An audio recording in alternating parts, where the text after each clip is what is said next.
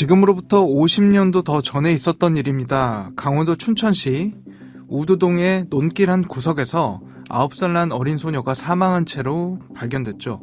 그리고 조사 결과 그 어린 소녀는 춘천의 한 파출소장의 딸이었던 걸로 밝혀졌죠. 감히 누가 경찰 가족을 건드려? 응? 이게 말이 돼? 어? 이건 엄연히 공권력에 대한 도전이야, 도전. 어? 맞아, 아니야? 네네. 경찰이 범인을 찾고는 있다는데 증거도 없고 쉽지 않은 모양입니다. 시간이 조금 더 걸릴 수도 있을 것 같습니다. 아이, 그게 무슨 말이야? 응? 아니, 안 되는 게 어딨어? 무조건 열흘 안에 해와. 에? 왜? 너무 길어? 열흘 넘기면 인사조치 들어간다고 해. 각오하라고 해. 네네, 알겠습니다.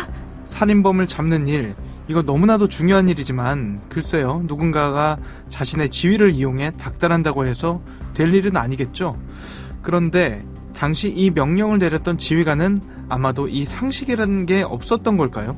아무튼 다행인지 불행인지 경찰에선 열흘 기한에 딱 맞춰 용의자 정 씨를 검거해냈고 정 씨는 그렇게 재판에서 무기징역을 선고받았습니다. 그렇게 겉으로 보기엔 마치 정의가 실현된 듯 했지만 이 사건엔 엄청난 반전이 숨겨져 있었죠. 너네 그거 봤음? 뭐? 뭔데? 춘천에서 있던 어린아이 살인사건, 그거 완전 조작이라고 함. 에? 그게 가능? 당시 현장에서 나왔던 결정적 증거가 연필인데, 근데 그거 현장에 있던 거랑 경찰이 제출한 거랑 색깔이 다르대. 그리고 당시에 용의자 알리바이 증언해준 사람들이 있지. 그 사람들 경찰에서 죄다 협박해서 거짓 증언하게 한 거래. 말도 안 돼. 너 진짜 말이 안 되는 게 뭔 줄 알아? 현장에서 나왔다는 그 범인 혈액형 말이야. 국가수에서 A형이라고 했거든. 근데 대박, 범인이라고 교도소에 들어간 사람 혈액형이 뭔 줄 알아? 설마. B형이라더라. 도대체 이게 어떻게 된 일일까요? 국가수에서 밝힌 범인은 분명 A형이었는데 경찰은 왜 B형인 정 씨를 용의자로 지목했던 걸까요? 그리고 검찰과 법원 모두 왜 이 대목을 무시한 채 정 씨에게 무기징역이란 형을 선고했던 걸까요? 이 사건은 영화 7번 방의 선물의 모티브가 됐던 사건이기도 한데요. 오늘 사건 엑스파일에서 좀 더 자세히 살펴보겠습니다.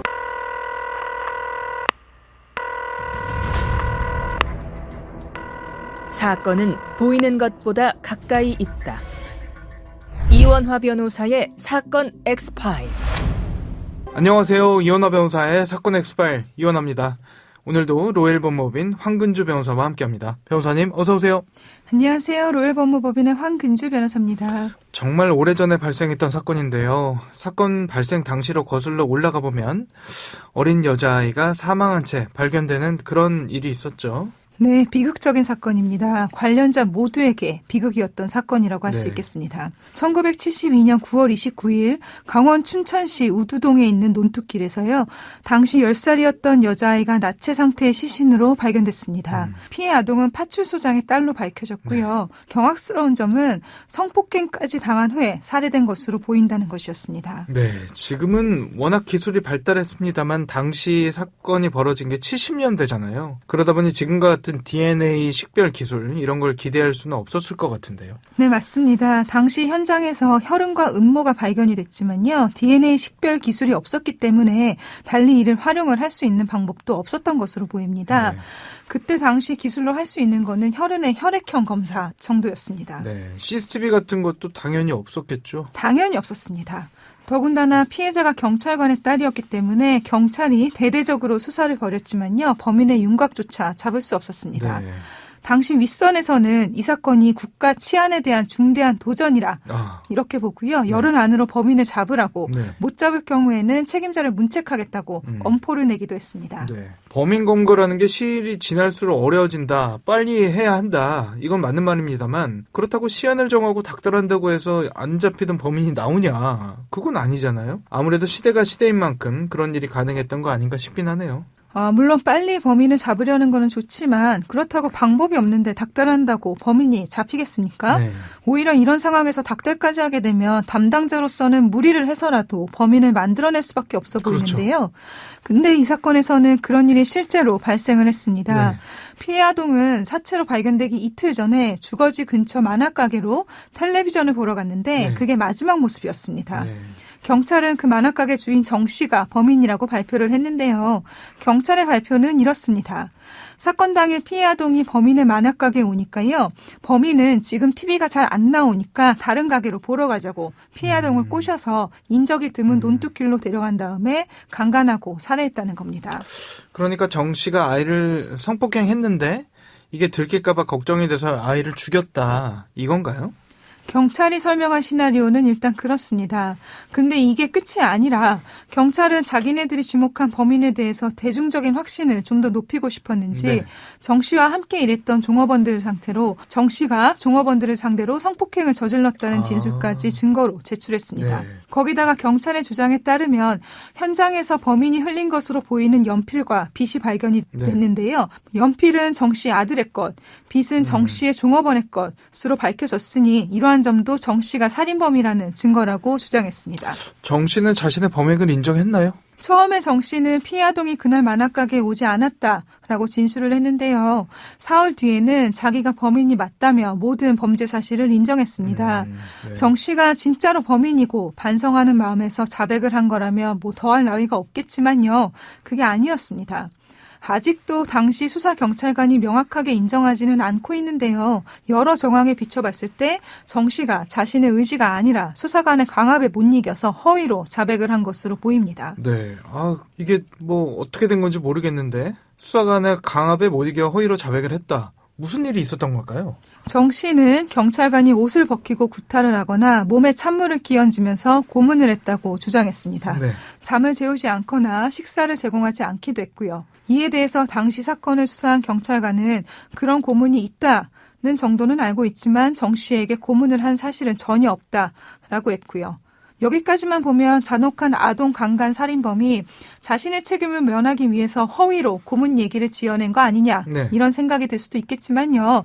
당시 경찰이 고문을 했었음을 의심하게 할 만한 다른 사정도 있습니다. 바로 정 씨에게서 성폭행을 당했다고 진술한 종업원들인데요. 네. 당시 14살과 17살의 어린 여학생이었던 종업원들은 처음에는 정 씨로부터 성폭행을 당하지 않았다고 진술했다가 이후에는 성폭행을 당했으니까 정 씨를 강력하게 처벌해달라고 했습니다. 네. 그런데 이들 종업원들은 법정에서는 전혀 다른 얘기를 했습니다. 네. 바로 경찰에서 고문과 감금을 당했기 때문에 풀려나려면 어쩔 수 없이 성폭행을 당했다고 허위로 진술해야 했다고 증언했습니다. 네. 사태가 이러하니까 정 씨의 고문 얘기도 사실일 가능성이 높은 겁니다. 아무리 시대가 시대였다지만 정말 상상도 할 수 없는 대목 같거든요. 그런데 주변인 진술보다 더 강력한 증거가 있긴 했죠. 네, 그렇습니다. 범죄 현장에서 발견된 정 씨 아들의 연필, 그리고 만화방 종업원이 썼다는 빗. 이건 무시할 수 없는 그런 증거 아닌가 싶거든요.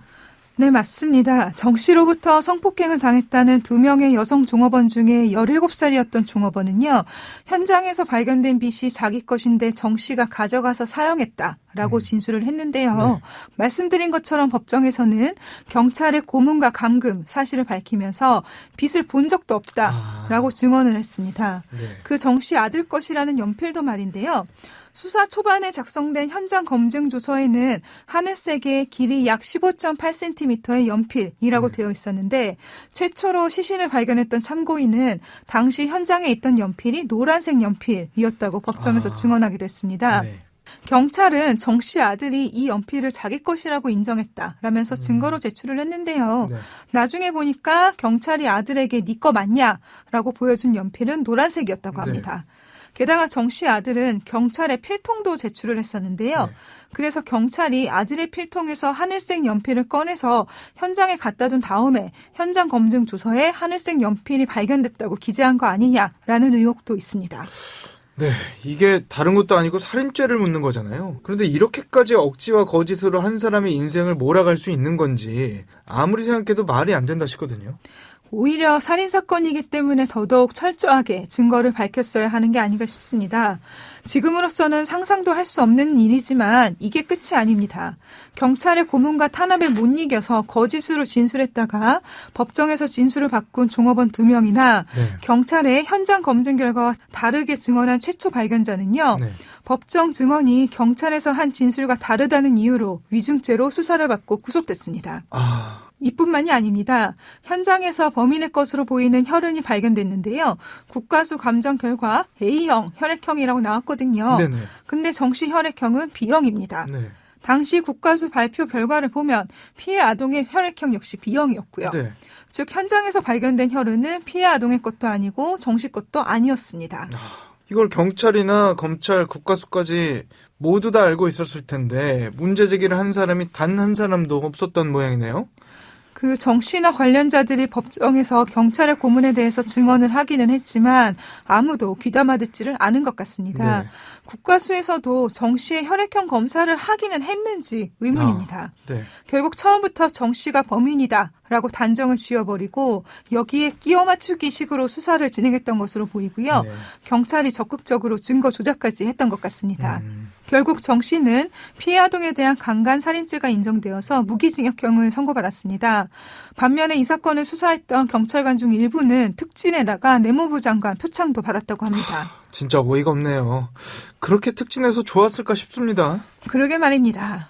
정 씨는 감옥에서 모범수로 복역해서 특별 사면으로 15년형으로 감형이 되어서요. 네. 1987년 12월 15일 성탄절 특사로 석방됐습니다. 네. 1999년 11월에는 일부 증인의 증언이 허위라며 재심을 청구했지만요. 법원은 증언의 허위성이 증명되지 않았다며 재심 청구를 기각했습니다. 네. 이후에는 정 씨가 진실 화해를 위한 과거사 정리위원회를 찾아서 진실 규명을 신청했습니다. 위원회에서는 어떤 결론이 나왔죠? 위원회에서는 당시 상당수의 증거가 조작되었거나 경찰의 고문으로 인한 허위 진술이라며 정 씨에 대해 재심을 진행할 것을 권고했습니다. 네. 이에 따라서 2008년 11월경 춘천지방법원에서 열린 재심 사건의 1심에서 정 씨에 대한 무죄가 선고됐고요. 네. 최종적으로 2011년 10월 27일 대법원에서도 무죄를 확정받았습니다. 네. 2008년 춘천지법에서 무죄 받고 2011년 대법에서 최종 무죄 판결을 받았다 네. 말씀해 주셨는데요.